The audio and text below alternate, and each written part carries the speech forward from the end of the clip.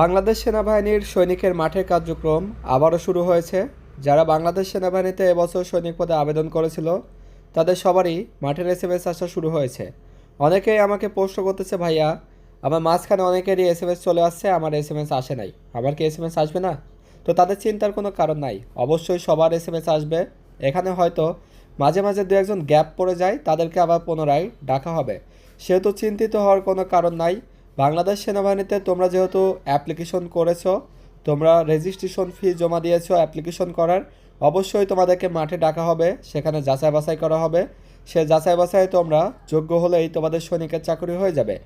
তোমাদের যোগ্য হওয়ার জন্য অবশ্যই এখন থেকে প্রস্তুতি নিতে থাকো, আর সঠিক প্রস্তুতি নেওয়ার জন্য ভর্তি হয়ে যাও আমাদের অরিয়ান ডিফেন্স কোচিং সেন্টারে। এখানে ছেলে এবং মেয়েদের জন্য পৃথক পৃথক থাকা খাওয়ার ব্যবস্থা রয়েছে, সেহেতু এখান থেকে প্রশিক্ষণ নিলেই তোমরা সৈনিক হয়ে যেতে পারবা ইনশাআল্লাহ।